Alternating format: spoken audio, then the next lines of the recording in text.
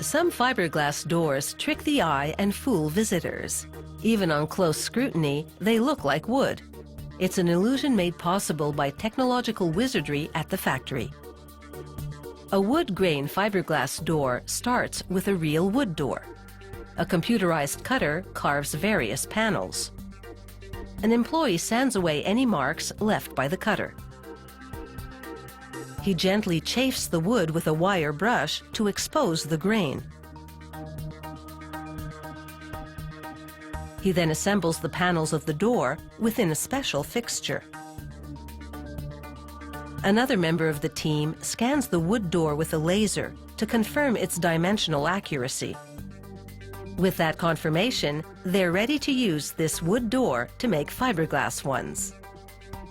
To demonstrate the next step, they use a smaller section of the door. The worker pours a special formulation of silicone onto the wood and leaves it to cure overnight. The silicone picks up all the definition of the wood grain, creating a mirror image copy of the door.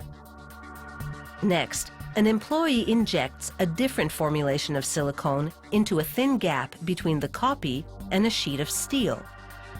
This silicone copy is thinner for a better transfer of heat in the next process. They load the copy, still on the steel sheet, into a chemical deposition chamber. It heats the steel and the silicone, causing a nickel vapor to gravitate to it and form a shell. This shell has all the detail of the original wood door. A worker files sharp edges, and with a protective fiberglass cover on top, they lower the shell into a mold base.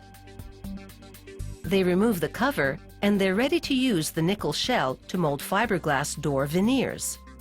There are many nickel molds in different door styles at this factory.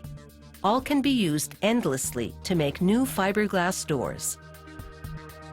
The fiberglass material now unwinds into a cutting station, and a worker slices it into uniform strips. A mix of resin and glass fragments, the fiberglass has dough-like consistency at this stage. He places a stack of the strips on the nickel door mold and lowers a hot press. Applying serious force, it squeezes and melts the fiberglass. It flows into the crevices of the mold. The fiberglass solidifies quickly. An employee removes it from the press and sands the ragged edges smooth. The next member of the team confirms that the width and thickness of the panel are on target. They stain every first-run panel to expose the transferred wood grain. This is a test. If the grain is good, it means there are no defects in the mold. It's time to assemble the fiberglass door. Rollers apply glue to external framing wood. Handling the wood on the unglued sides, the team builds a frame around a fiberglass door skin, abutting the wood to plastic composite casing at the top and the bottom. They place a second fiberglass panel on the top. They feed the fiberglass door sandwich to rollers that squeeze it together. This activates the glue for a strong assembly. They stack the door, and the glue continues to cure over 24 hours. After that, they load the hollow fiberglass doors into slots in an insulating press.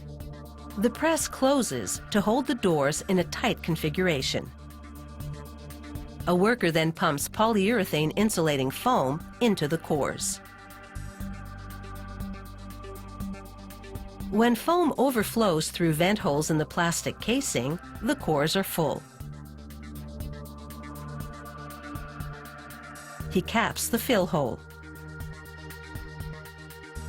and runs a finger along the doors to remove the excess foam. Energy efficient and stable, fiberglass doors are a solid alternative to wood. And with the embossed wood grain, they're convincing knockoffs.